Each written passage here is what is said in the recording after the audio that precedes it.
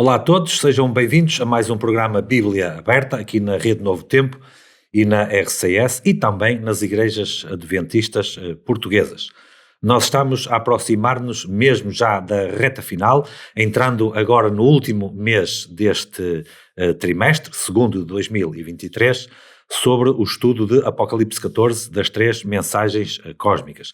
Já cobrimos assuntos da máxima importância, assuntos complexos que obrigam e aconselham a mais estudo, e hoje, Francisco, boa tarde, ou bom dia, ou boa noite, seja conforme a hora que nos acompanharem, temos mais um que obriga aqui a um estudo profundo e que ainda nem sequer começamos, e já vamos convidar aqueles que ouvem a estudarem ainda mais sobre este assunto. O título para esta semana é Os Enganos Finais de Satanás. E isto vem na sequência da semana passada, que nós falámos de uma grande confusão religiosa que se opõe a Deus, personificada naquela cidade chamada Confusão / Babilónia, não é? E agora nós vamos entrar aqui em algum detalhe acerca dos enganos. A palavra engano, só por si, ela já se opõe àquilo que é a pessoa de Jesus, não é? E a sua palavra. João 17 diz, santifica-os na tua verdade, a tua palavra é a verdade. E diz a Bíblia também que Jesus é o caminho, a verdade e a vida. Quando nós falamos de engano, nós estamos a falar de algo que se vai opor, que vai contradizer a pessoa de Jesus. Exatamente, era o tal vinho de Babilónia que nós lemos na semana passada em Isaías, não vamos ler outra vez, mas que representam as falsas doutrinas, até dizia, andam errados na visão e tropeçam no juízo, todos aqueles que bebiam vinho e bebida forte, dizia lá o profeta Isaías. Agora, muitas vezes o discernimento humano não é a melhor bitola para decidir o que é certo e o que é errado. Maldito o homem confia no homem. Maldito o homem que confia no homem. Nós podemos ler em Provérbios 14:12, que diz que há um caminho que ao homem parece direito, mas o fim dele são os caminhos de morte. Ou seja, será que é prudente seguirmos a nossa consciência? Será que nós temos o dom de discernir o que é certo e o que é errado? Ou, melhor dizendo, será que os padrões morais são absolutos ou relativos? Podemos seguir e devemos seguir a nossa consciência. Mas talvez a nossa consciência por vezes possa nos apontar um caminho que não é o mais certo, apesar de ser a nossa consciência. Pois, não é? É que um dos lemas da atualidade, muitas vezes até em publicidade, é cego que sentes, não é? Segue o teu coração. Exatamente. Ao seguir o nosso coração, a minha pergunta é, a que perigos é que nós ficamos expostos? De onde é que vêm esses perigos e como é que nós nos podemos proteger? O autor da nossa lição diz-nos, nos comentários que ele faz à lição, diz o seguinte: devemos mergulhar na palavra de Deus e a partir da sua palavra, ao submetermos-nos ao Espírito Santo, aprender a distinguir a verdade do erro, o certo do errado, o bem do mal. Entregues às nossas próprias ideias ou até mesmo aos nossos sentidos, podemos tornar-nos presa fácil dos enganos de Satanás, que é uma coisa que eu penso que ninguém quer. Claro. Aliás, quando nós vamos na nossa própria sabedoria, nós então podemos, olha, na semana passada citei o exemplo de Ló, não é? Ló olhou para as campinas do Jordão e a sua sabedoria disse-lhe, não, é melhor eu ficar perto das cidades da planície. Resultado final, ficou viúvo, não é? Acabou por perder a mulher até em consequência disso. É melhor olhar para a Bíblia e ver o que a Bíblia diz para saber discernir o que é certo, o que é errado e escolher o que é certo, sempre. Exatamente. Então acho que se calhar íamos analisar algumas destas mentiras. Vamos lá então. Uma delas é a velha mentira da imortalidade, e eu digo velha porque vem desde o Éden, porque Deus diz, no dia em que comeres da árvore, certamente morrerás, e o diabo diz, certamente não morrereis. Não é? Portanto, vamos ver então em Apocalipse, no capítulo 16, versículos 13 e 14, diz assim: e da boca do dragão, e da boca da besta, e da boca do falso profeta, vi sair 3 espíritos imundos semelhantes a rãs, porque são espíritos de demónios que fazem prodígios, os quais vão ao encontro dos reis da terra de todo o mundo para os congregar para a batalha naquele grande dia do Deus Todo-Poderoso. E também já vimos em Apocalipse 18:2 já lemos ou noutras lições, diz assim, que clamou fortemente com grande voz dizendo: caiu a grande Babilónia, que se tornou morada de demónios e coito de todo o espírito imundo, de toda a ave imunda e odiável. Aquele versículo anterior, Francisco, tu leste, que falava da boca do dragão, da boca da besta e da boca do falso profeta e 3 espíritos imundos. A Bíblia fala da existência de uma trindade no seio da divindade. E aqui tens uma falsa trindade. Uma falsa trindade. Portanto, que é a dragão, a besta e o falso profeta. Ou seja, será que, por este princípio, será que vamos descobrir aqui que tudo aquilo que são os enganos de Satanás é uma contrafação do original divino que nós temos lá? Talvez possamos continuar e chegar à conclusão que é mesmo assim. Exatamente, porque nós temos o dragão, a besta e o falso profeta, em que o dragão é a contrafação de Deus Pai, a besta é uma contrafação de Cristo e o falso profeta é uma contrafação do Espírito Santo. Só por aí, já entre parênteses, só por aí já demonstra que existe de facto uma trindade, que existe um Deus em 3 pessoas, porque senão Satanás não inventava uma trindade falsa, inventava uma dualidade falsa. É um bom argumento, não é? No livro do Apocalipse, ainda no capítulo 18, agora no versículo 23, diz assim: e a luz da candeia não mais luzirá em ti, isto referindo-se à queda de Babilónia, e a voz do esposo e da esposa não mais em ti se ouvirá, porque os teus mercadores eram grandes da terra, porque todas as nações foram enganadas pelas tuas feitiçarias. Lá está o vinho de Babilónia que ele deu de beber a todas as nações.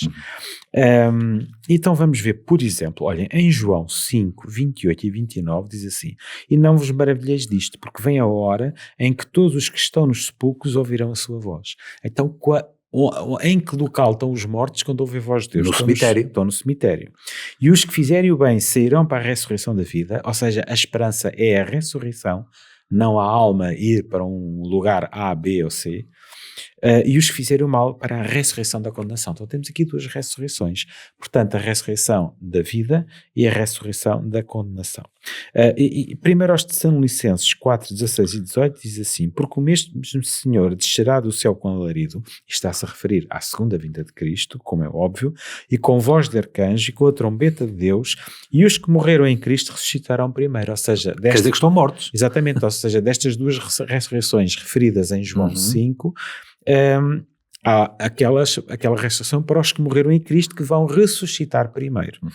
Mas nós, os que ficarmos vivos, seremos arrebatados juntamente com eles nas nuvens para encontrar o Senhor nos ares. Ou seja, haverá um grupo que não passará pela morte e que estará vivo a quando da vinda de Cristo. Ou seja, quando morremos, vamos para a sepultura e ressuscitando, ressurgimos da sepultura. Se por algum motivo fôssemos para o céu, desceríamos, não ressurgiríamos da sepultura, não é?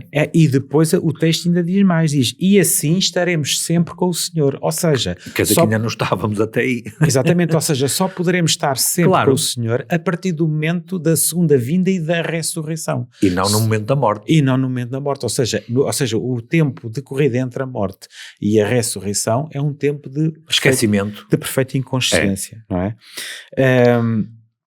E mais, em Mateus 16, 27 diz que o Filho do Homem virá na sua glória do seu Pai com os seus anjos e então dará a cada um segundo a sua obra, ou seja, só nessa altura, na segunda vinda, é que será dado a sentença e o veredito e a recompensa, certo. Não é? E tanto assim é que os mortos nada sabem, estão em perfeita inconsciência. Para mim, um dos textos mais claros são o de Ezequiel. Eclesiastes 9, 5 a 6 e também o versículo 10. Ora, em Eclesiastes 9, 5 a 6 diz assim: porque os vivos sabem que hão de morrer, mas os mortos não sabem coisa nenhuma. Nem tão pouco terão recompensa, mas a sua memória fica entregue ao esquecimento. Também o seu amor, o seu ódio, a sua inveja já apareceram e já não têm parte alguma para sempre em coisa alguma do que se faz debaixo do sol. Portanto, aqui o que o texto está a dizer é que os mortos estão perfeitamente inconscientes. Deixa-me fazer aqui uma pergunta, Francisco. Talvez alguém que nos esteja a ouvir conhece alguém ou já experimentou contacto com os mortos, que é algo que acontece, ok? Algo que acontece. Diz aqui na Bíblia que aqueles que morreram não têm parte alguma do que se faz debaixo do sol aqui na nossa terra. Se a Bíblia diz que eles não têm parte nenhuma, ou seja, não tem nada a ver com aquilo que acontece aqui na Terra, quando nessas sessões supostamente se fala com mortos, de acordo com a Bíblia, não pode ser a pessoa que morreu. Porque de acordo com a Bíblia, aquela pessoa, repito, não tem parte alguma em coisa alguma que se faz debaixo do sol. Não pode ser aquela pessoa. Diz a Bíblia noutras partes que são espíritos de demónios que aparecem e que vêm para enganar, certo? Agora, não pode ser a pessoa que morreu.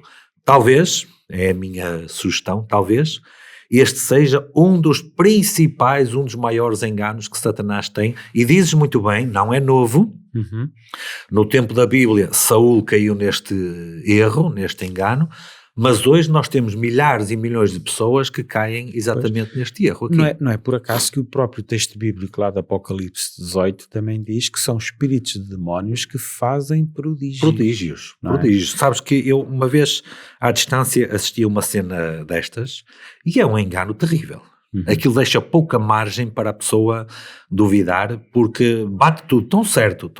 Aliás, ainda te vou dizer mais, Francisco. No ano 2017, eu tive um dia em que fiz uma visita, talvez o nome não te diga nada, mas na cidade de Hydesville, no estado de Nova York, tem lá a antiga casa das Irmãs Fox, e agora já te diz alguma coisa isto. Para quem não sabe, foi o local onde se assinalou o começo daquilo que chamamos o espiritismo moderno, o contacto com os mortos, que a senhora que cuida da casa, ela disse mesmo que é fácil fazer contacto com os mortos, principalmente as crianças, conseguem com muita facilidade, o que só por si já é assustador à luz daquilo que aprendemos nas escrituras. Cá fora tem uma pedra a assinalar ali o local, que eu trouxe até uma fotografia comigo. E naturalmente, como aquilo é um monumento, não é?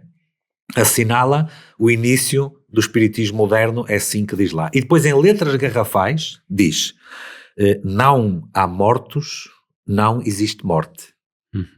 Ora, quem é que disse isto a primeira vez? Satanás. Satanás proferiu esta frase a primeira vez. Ai, Deus disse que ireis morrer. Não. Isso da morte não existe. Nem vós ireis morrer. E está lá. E eu vi lá. E a ironia de Satanás, que tenta colocar-se no lugar de Deus, é tão grande que mandou escrever aquilo lá numa pedra. Até. Não existe morte. Bom, essa mensagem de Satanás no Éden, aquilo que eu li lá naquela pedra, contraria aquilo que diz a Sagrada Escritura. Aliás, aqui em Eclesiastes 9:10 é muito claro, diz: tudo o que te vier à mão para fazer, falo conforme as tuas forças, porque na sepultura para onde tu vais não há obra, nem projeto, nem conhecimento, nem sabedoria alguma. Exatamente. Ou seja, se não há conhecimento, o que é que eu vou pensar quando supostamente aparece o espírito de um familiar morto ou de um amigo morto que me diz que está tudo muito bem, que vai correr tudo bem, que vai ser tudo ótimo. Aliás, seja lá o que for que ele diga, o que é que eu vou pensar quando a Bíblia diz que ele não tem conhecimento, que não sabe nada, que está entregue à terra do esquecimento? Aquilo tem que ser uma manifestação falsa. Ou seja, tem um engano de Satanás. São espíritos demónios que fazem isso mesmo, prodígios. Isso mesmo. Agora, outro engano podemos ver que em Babilónia, na antiga Babilónia, era um centro de adoração ao sol. E nós podemos ver que até o povo de Israel foi contaminado com estas falsas doutrinas, com essa falsa adoração ao sol.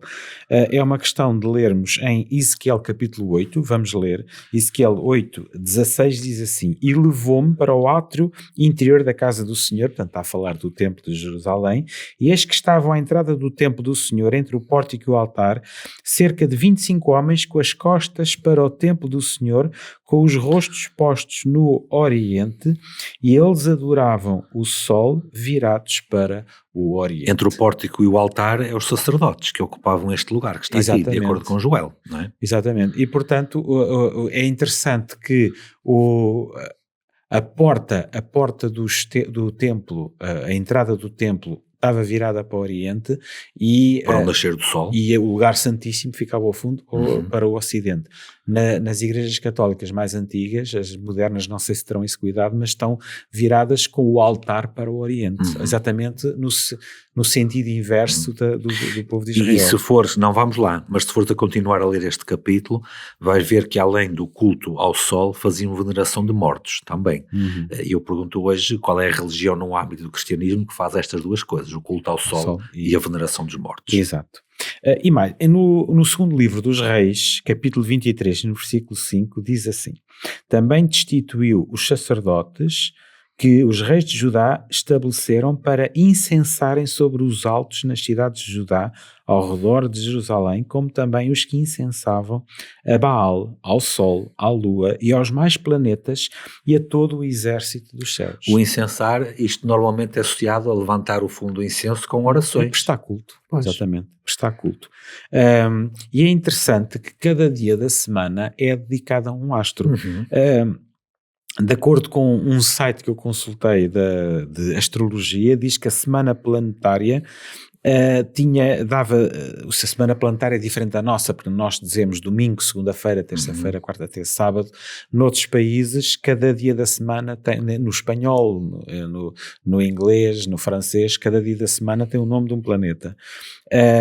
E portanto, porque em termos astrológicos, cada dia da semana está sob a influência de um... Sim, disseste um planeta, podia ser um astro, porque a Lua não é exatamente um planeta, sim, está é um incluído. satélite, não é? exatamente. Portanto, o domingo, o planeta regente é o Sol, daí o nome Sunday, não Sim. é? Na segunda-feira o planeta regente é a Lua, na terça-feira Marte, quarta-feira Mercúrio, quinta-feira Júpiter, sexta-feira Vênus e sábado Saturno. Isto na língua espanhola, que é muito parecida com a nossa, nós temos Lua lunes, Marte martes, Mercúrio miércoles, Júpiter jueves e Vênus viernes. Exatamente. Ou seja, exatamente tirado estas palavras que estão aqui. E no francês, sexta-feira é vendredi. Jeudi, pois, exatamente, mercredi, exatamente é o mardi, dia, o dia lundi. de Vênus, pois, Isso. o dia da Lua, não é? É. Então, como eu te disse há pouco, o Sol, ou seja, corresponde ao domingo, em inglês é Sunday. A palavra domingo em português vem do latim, que era Dominicus Dies, e o Dominicus Dies ficou domingo na nossa língua, ou seja, significa dia do Senhor. Sendo que na Bíblia o Dominicus Dias é o sábado, como exatamente, nós já vimos. Ou seja, que foi transferido do culto pagão, que era o dia do Sol. Mais um grande engano de Satanás.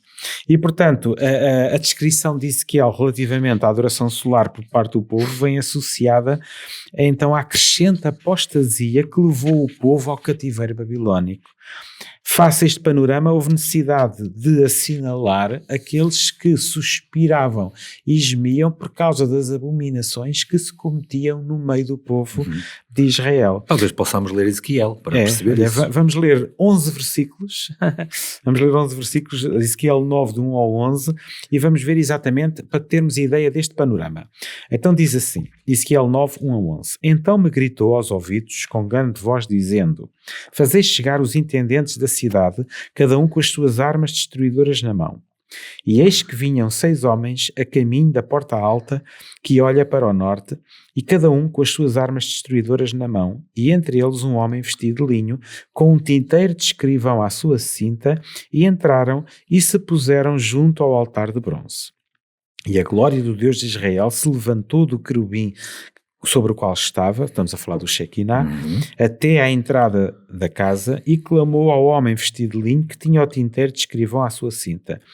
E disse-lhe o Senhor: passa pelo meio da cidade, pelo meio de Jerusalém, marca com um sinal nas testas dos homens que suspiram e gemem por causa de todas as abominações que se cometem no meio dela.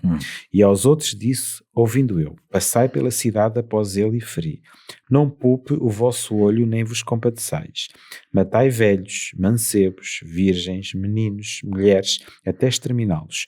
Mas a todo homem que tiver o sinal, não vos achegueis, e começai pelo meu santuário. E começaram pelos homens mais velhos que estavam diante da casa, e disse-lhes: contaminai a casa e enchei os átrios de mortos. Saíram e feriram a cidade. Sucedeu, pois, que eu os havendo ferido, ficando eu de resto, caí sobre a minha face e disse: Senhor Jeová, dar-se-á caso que destruas todo o restante de Israel, derramando a tua indignação sobre Jerusalém? Então ele me disse: a maldade da casa de Israel e de Judá é grandíssima, e a terra se encheu de sangue e a cidade se encheu de perversidade. Eles dizem: o Senhor deixou a terra, o Senhor não vê, pois também quanto a mim não poupará o meu olho, nem me compadecerei. Sobre a cabeça deles farei recair o seu caminho. E eis que o homem que estava vestido de linho e cuja cinta estava ao tinteiro, tornou com a resposta dizendo: fiz o que me mandaste. Haverá alguma coisa parecida agora no final dos tempos? Exatamente, nós temos, no final dos tempos, perante a última crise final, haverá também uma situação muito crítica, semelhante ao que levará também ao assinalamento daqueles que subsistirão no tempo final. Que são os que gemem, choram e pranteiam por aquilo que acontece na casa de Israel. Exatamente. Temos que fazer aqui um comentário, Francisco. Aqueles que são assinalados são os que sofrem por aquilo que acontece. Não são aqueles que se julgam melhores e mais santos do que os outros. Exatamente. Porque temos este problema de achar que tudo à nossa volta está mal, de que a igreja cristã está mal e que nós somos os santos e os puros e merecedores e melhores do que os outros. Bom, aqueles que são assinalados, e podemos ver isto não apenas neste capítulo, não é? Aqueles que são assinalados são os que choram, são os que sofrem, são os que pranteiam pelas coisas que acontecem, não é? Sabes aquela ideia que diz, Moisés viu o povo em apostasia, adorando um bezerro de ouro. Ele não criticou a igreja nem se afastou dela. Partiu as tábuas, mas não criticou a igreja. Daniel viu a igreja a ir para o cativeiro, não se afastou dela nem a criticou. Orava por ela 3 vezes por dia. Jeremias viu a igreja num estado de apostasia terrível, como este que estamos a ver aqui. Foi enviado para o sebo também, mas não criticou a igreja. Sofreu por ela também. Talvez isto nos ajude a perceber quem são estes que choram, que pranteiam e que depois acabam por receber o sinal, não é? Exatamente, ou seja, o interessante aqui neste estudo é que nós podemos fazer um paralelismo entre o que fala o Apocalipse e o que está também no Velho Testamento, o que aconteceu com Israel e o que acontecerá com a igreja no final dos tempos. Por exemplo, em Apocalipse 6, 15 e 17 diz assim: e os reis da terra, e os grandes e os ricos, e os tribunos e os poderosos, e todo o servo e todo o livre, se esconderam nas cavernas e nas rochas das montanhas e diziam aos montes e aos rochedos: caí sobre nós e escondei-nos do rosto daquele que está assentado sobre o trono da ira do Cordeiro. E agora há aqui uma pergunta que é tremenda, que diz: porque é vindo o grande dia da sua ira e quem poderá subsistir? Ou seja, isto é uma pergunta que... Já dá resposta à própria pergunta. Exatamente, ou seja, e que nos interpela e que merece realmente uma proposta. Sim. E a resposta vem exatamente no próximo versículo, que por acaso também é no próximo capítulo, que é no capítulo 7. O que é que vai aparecer no capítulo 7? Os assinalados. Ou seja, tal como aconteceu lá em Ezequiel, que também houve os assinalados para, não é? Então vamos ver, logo a seguir, no capítulo 7, versículos 1 a 3, diz assim: e depois destas coisas vi os 4 anjos sobre os 4 cantos da terra, retendo os 4 ventos da terra, para que nenhum vento soprasse, nem sobre a terra, nem sobre o mar, nem contra árvore alguma.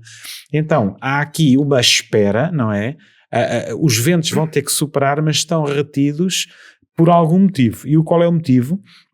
E vi outro anjo subir da banda do sol nascente, que tinha o selo do Deus vivo, tal como vimos lá em Ezequiel. Não é? E clamou com grande voz aos 4 anjos, a quem fora dado o poder de danificar a terra e do mar, dizendo: não danificareis a terra, nem o mar, nem as árvores, até que hajamos assinalados nas suas testas os servos do nosso Deus. Que engraçado. Era a mesma coisa que dizer no tempo da arca: não fecheis a porta da arca até todos terem a oportunidade de entrarem. Vemos aqui o amor de Deus realmente de uma forma incondicional. Ou seja, isto aqui vai nos transportar para aquilo que Isaías chama o ato estranho de Deus, que é o ato de destruição. Deus exatamente. O faz porque é justo e também porque é amor. Não porque seja esse o seu plano primeiro, o seu plano inicial, que é sempre o plano de salvar, não é? Agora, Francisco, há aqui um sinal, há aqui um selo. Pois, o que é que será? O que é isto? Será uma marca física? Eu quero saber, que é para escapar destes enganos todos. Temos que ir ao livro de Ezequiel. Vamos lá ver. Não podemos estudar Apocalipse isolado, não é? Vamos lá ver então. Ora, se nós formos ao capítulo de Ezequiel, e no capítulo, Ezequiel, no capítulo 20, versículos 1 a 20, diz o seguinte. Agora são 20 versículos, vamos lê-los com... Mas que seja a Bíblia a dar a resposta. Exatamente, Vamos lá. vamos ver. E aconteceu no 7º ano, no 5º mês, aos 10 do mês, que vieram alguns dos anciãos de Israel para consultarem o Senhor e sentaram-se diante de mim. Então veio a mim a palavra do Senhor dizendo: Filho do homem, fala aos anciãos de Israel e diz-lhes: Assim diz o Senhor Jeová: Vós vindes consultar-me? Vivo eu, que não vos... vivo eu, que vós não me consultareis, diz o Senhor Jeová. Julgá-lo-ias tu, ó filho do homem, julgá-lo-ias? Faz-lhes saber as abominações dos seus pais e diz-lhes: Assim diz o Senhor Jeová: No dia em que eu escolhi Israel, levantei a minha mão para a sua descendência da casa de Jacob e lhe dei a conhecer a eles na terra do Egito. E levantei a minha mão sobre eles, dizendo: Eu sou o Senhor vosso Deus. Naquele dia levantarei a minha mão para eles, para os tirar da terra do Egito, para uma terra que tinha previsto para eles, a qual mana leite e mel, e é a glória de todas as terras. Então lhes disse: Cada um lance de si as abominações dos seus olhos, e não vos contamineis com os ídolos do Egito. Eu sou o Senhor vosso Deus. Mas rebelaram-se contra mim e não me quiseram ouvir.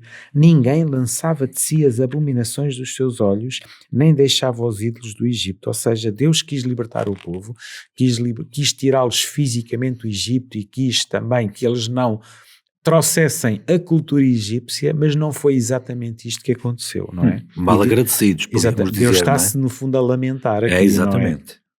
Então eu disse que derramaria sobre eles o meu furor, para cumprir a minha ira contra eles no meio da terra do Egito. O que fiz, porém, foi por amor do meu nome, para que não fosse profanada diante dos olhos das nações, no meio das quais eles estavam, a cujos olhos eu me dei a conhecer a eles, para os tirar da terra do Egito. Ou seja, depois daqueles milagres todos que ocorreram durante o derramamento das pragas no Egito, e depois a saída do Egito e a passagem do Mar Vermelho, agora Deus estar a fazer isso tudo, depois no fim estar a destruir o povo, até parecia mal, não é? E portanto não foi isso que Deus fez. E também por intercessão do próprio Moisés, não é? E eu os tirei da terra do Egito e os levei até ao deserto e dei-lhes os meus estatutos, ou seja, dei a lei, não é? E lhes mostrei os meus juízos, os quais cumprindo o homem viverá por eles. E também lhes dei os meus sábados. É interessante que ele está aqui a dar os estatutos e os juízos e depois realça o sábado que vem incluído nos mandamentos. Bastava falar dos mandamentos. Quer dizer que é algo de destaque. Exatamente, aqui. Que já estaria incluído, mas mesmo assim o autor, o próprio Deus, fala-nos aqui deste mandamento em particular. Para que servissem, e porquê é que está a destacar? Está aqui a dizer, para que servissem de sinal entre mim e eles, para que soubessem que eu sou o Senhor que os santifica. Então este sábado era um sinal. Um sinal. Mas a casa de Israel se rebelou contra mim no deserto, não andando nos meus estatutos, rejeitando os meus juízos, os quais, cumpridos o homem, viverá por eles. E profanaram grandemente os meus sábados, ok? E eu disse que derramaria sobre eles o meu furor no deserto para os consumir. O que fiz, porém, foi por amor do meu nome e não... para que não fosse profanado diante dos olhos das nações perante os quais os fiz sair. E contudo, eu levantei a minha mão para eles no deserto, para não os deixar entrar na terra que eu lhes tinha dado, o qual mana leite e mel, e é a glória de todas as terras. Porque rejeitaram os meus juízos e não andaram nos meus estatutos, e profanaram os meus sábados, porque o seu coração andava após os seus ídolos. Ou seja, a profanação do sábado é considerada idolatria. Não obstante, o meu olho lhes perdoou, para não os destruir nem os consumir o deserto. Mas disse eu aos seus filhos no deserto: não andeis nos estatutos dos vossos pais, nem guardeis os seus juízos, nem vos contamineis com os seus ídolos. Eu sou o Senhor vosso Deus, andai nos meus estatutos, guardai os meus juízos e executai-os, e santificai os meus sábados, porque servirão de sinal entre mim e vós, para que saibais que eu sou o Senhor. É curioso que Deus diz aqui, Francisco, neste texto longo, mas tremendamente rico, ele começa por falar dos meus estatutos e dos meus juízos. E depois, quando ele vem falar aos filhos, ele vai dizer: não andeis nos estatutos dos vossos pais e nos juízos dos vossos pais. Quer dizer que os pais criaram estatutos e juízos diferentes daqueles que Deus tinha dado. Por essa razão, Deus vem agora reforçar o ponto importante de todos os seus juízos, que vai servir para assinalar aqueles que obedecem aos seus juízos e aos seus mandamentos, e não santificai os meus sábados. No fundo, isso é um apelo de reforma, e quando nós falamos em reforma, estamos a falar em voltar à forma inicial. Claro. A reforma protestante foi exatamente isso, foi recuperar verdades perdidas. Exatamente, sabe? O reavivamento é uma mudança do espírito, uma reforma é uma mudança da prática, dos costumes, não é? E as duas coisas estão associadas. E a maneira que Deus tem para dizer: este é o padrão pelo qual eu saberei que vocês estão dispostos a não fazer os mesmos erros dos vossos pais. Santificai os meus sábados, que servirão de sinal entre mim e vós. Nós estamos a falar de um contexto dos enganos de Satanás. Depois de percebermos qual é o sinal genuíno, bíblico, verdadeiro entre Deus e o seu povo, fica muito claro qual é o engano de Satanás quanto a este respeito. Que já tínhamos falado na mensagem dos 3 anos. Já tínhamos falado. E quando falámos no Adorar o Criador, portanto, é um assunto que quem acompanhou as lições anteriores pode perfeitamente entender toda esta sequência e todo este apelo que é feito ao longo da Bíblia. Claro. Mas temos mais um engano. Vamos lá então. Um dos vinhos mais populares de Babilónia é o falso evangelho, e isso temos que ter muito cuidado, porque é a base de tudo, não é? O evangelho é só um, e portanto, e é proclamado pela mensagem do primeiro anjo, e está intimamente relacionado com a doutrina do santuário. E daí, quando nós estudamos, vimos exatamente como é que era processado no santuário, porque aquilo é um esquema, um desenho, uma apresentação didática, um audiovisual, um recurso audiovisual, para que o povo pudesse compreender o plano da salvação. Relativamente às deturpações do Evangelho, elas foram sendo introduzidas após a morte dos apóstolos, até à reforma protestante. Daí a necessidade de depois ter havido essa reforma para tentar recuperar as verdades esquecidas. Isto está profetizado no capítulo 6 de Apocalipse, quando nós vemos aqueles 4 cavaleiros de Apocalipse que muitos têm medo de quando é que eles vão aparecer. Podem ficar tranquilos que eles já estão lá atrás na história passada, em que o primeiro aparece num cavalo branco, significado pureza, mas o segundo já aparece num cavalo vermelho, que era um cavalo, uma igreja perseguida, derramando sangue. Só que depois fica mal. Porquê? Porque ele passa para cavalo preto, que é o contrário do cavalo branco. Já não era uma doutrina pura, não é, do Evangelho, mas ainda vai ficar pior, porque ele fica amarelo, que é a cor de morte, como sendo o derrube e a deturpação daquilo que era a doutrina original da igreja, que é isso que estavas a explicar. Exatamente, e daí a necessidade que houve, no caso de Martinho Lutero, que elaborou as 95 teses da justificação pela fé e que foram afixadas na porta da igreja de Wittenberg, no dia 31 de outubro de 1517, comemorámos há pouco tempo os 500 anos deste acontecimento. Mas esta deturpação do Evangelho já estava prevista na Bíblia. Na profecia de Daniel 8, que nós também estudámos algumas semanas atrás, diz-nos que o santuário, ou seja, o plano da salvação, seria lançado por terra. E nós podemos ler em Daniel 8, 10 a 14, que diz o seguinte: e se engrandeceu até o exército do céu e alguns do seu exército das estrelas, e deitou por terra e as pisou, e se engrandeceu até ao príncipe do exército, e por ele foi tirado o contínuo sacrifício, e o lugar do seu santuário foi lançado por terra. Aqui está a falar de Cristo, não é? Portanto, príncipe do exército, tanto o comandante das hostes celestiais, que é Deus o Filho, o lugar do seu santuário foi lançado por terra. E o objetivo, retirar Cristo do seu legítimo lugar. Exatamente. E o exército lhe foi entregue com o sacrifício contínuo por causa das transgressões. E depois diz, e lançou a verdade por terra. Cá está. Ou seja, estabeleceu o engano. Exatamente. Fez isso e prosperou. Teve ou seja, sucesso. Correu bem. Correu bem. É? Depois ouviu um santo que falava, até outro que falava, até quando durará a visão do contínuo sacrifício e da transgressão assoladora, para que seja entregue o santuário e o exército a fim de serem pisados. Ele me disse, até 2300 tardes e manhãs, e o santuário será purificado. Falámos disto algumas semanas atrás. Ou seja, esta verdade do santuário foi recuperada no final destes 2300 anos. Isso mesmo. Não é? Isto porquê? E porquê a importância do santuário?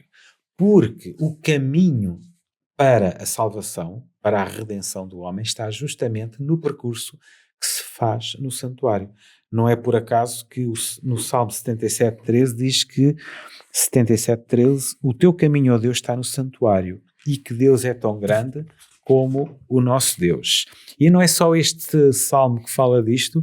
Se leres o Salmo 68, versículo 24, diz que, ó Deus, eles têm os teus caminhos, os caminhos do meu Deus, meu Rei, no santuário. Portanto, o caminho é o desenho, o percurso que é feito pelo sangue remidor de Cristo, é através do santuário. Ou seja, aquele cerimonial que havia ali, não é? Desde a vida de Cristo no acampamento, a morte no pátio, a intercessão no santo e o juízo no santíssimo, aquilo tinha sido tudo derrubado. Exatamente. E era preciso agora uma obra de restauração. Exatamente. E da reforma protestante para a frente, não é? Deus vai suscitando homens, movimentos, não é? Reformadores, para recuperarem isso que tinha sido perdido, não é? E talvez nós possamos, para cada um desses lugares, não é?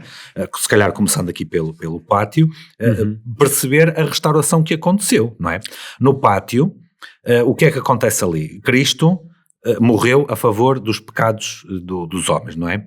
Mas entretanto meteu-se Maria, meteu-se os santos, tanta coisa para ajudar em Cristo nessa remissão. E não só, e os próprios, a adoração de relíquias. Isso. E o sacrifício humano, porque era como se o sacrifício de Cristo não fosse suficiente. Não é?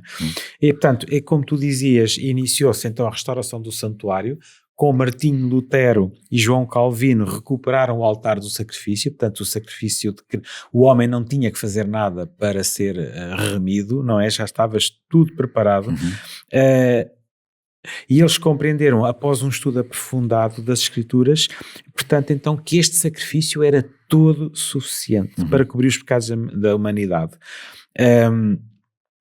Depois, mais tarde, aparecem os anabatistas, que recuperam a pia, também ainda no pátio. Porquê é que eu digo que eles recuperam a pia? Porque introduziram o batismo por imersão em idade consciente. Por decisão própria, não é? E porquê é que se batizavam crianças? Porque foi introduzido um outro erro, que é a doutrina do pecado original, que dizia que os seres humanos nasciam à partida condenados, e portanto uma criança, e havia muita mortalidade infantil, as crianças tinham que ser batizadas para não irem para o inferno ou para o limbo, como se dizia. E alguns usam até o Salmo 51:3 para beneficiar essa teoria católica agostiniana. Exatamente. O lugar santo foi recuperado por John Wesley ao introduzir os conceitos de justiça imputada, ou seja, o perdão e a remissão do pecado, e de justiça comunicada, que é a santificação, ou seja, a perfeição de caráter, que é feita essa parte é feita no lugar santo. Agora falta um compartimento aqui para ser recuperado. Exatamente. O que é que nós temos? Que é o lugar santíssimo, não é? Onde ocorre a glorificação do caráter, ou seja, a certificação, onde é feita a certificação, o assinalamento do caráter perfeito do crente, que passou por todas as etapas até chegar ali, não é? É aqui que ele vai à presença de Deus, e ir à presença de Deus é incompatível com o pecado, daí a perfeição de caráter no lugar santíssimo. E, portanto, aliás, desculpa Francisco, era ali no lugar santíssimo que se manifestava o Shekinah que tu falaste há pouco, a glória de Deus. Onde Deus está não pode haver pecado. Quando Cristo assume os pecados do homem, o Pai retira-se, não é? Afasta-se para a nuvem, porque ele não pode estar onde está o pecado. Então, se chegarmos ao momento de avançar para o lugar santíssimo, tem que haver um abandono do pecado na vida, porque senão não podemos chegar lá. Exatamente. E, portanto, e daí a importância da hora do juízo, e do afligir a alma, e do jejum, e da entrega, e do vestir saco de cinza, por aí fora, conforme vimos há umas lições atrás. É aqui a importância do movimento milerita, do movimento adventista na recuperação desta verdade do lugar santíssimo. E eu gostei muito, o autor da lição, para desenvolver este tema, pôs como título Graça para Obedecer. Ou seja, conseguiu conciliar a obediência com a graça. Ou seja, a graça é a fonte que nos faz obedecer e sermos fiéis a Jesus, não é? É uma expressão feliz porque reflete exatamente a teologia do verdadeiro Evangelho. Dentro dos falsos evangelhos, eu talvez os classificasse em 2 tipos de falsos evangelhos. Um evangelho vai dizer que tu tens que obedecer para obteres graça, e foi isso que os reformadores iniciais, em particular Lutero e Calvino, combateram, não é? Mas agora temos um outro falso evangelho, que é a graça dispensa a obediência. Claro. Ou seja, não saímos do pátio e, portanto, isso é muito complicado.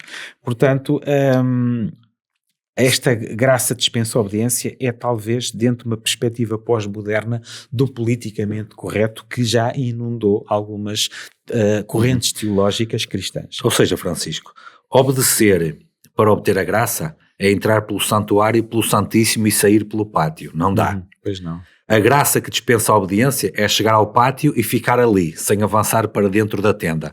Em ambos os casos, Satanás tem sucesso com os seus enganos. Exatamente. O que nós precisamos é de olhar para Cristo que está no acampamento, seguir com ele para o pátio, para o santo e não depois, saltar etapas. E não saltar etapas, e depois para o Santíssimo, não é? Muito bem, acho que ficou aqui bastante claro. Erros que acontecem no seio da Igreja Cristã, toda ela, não é?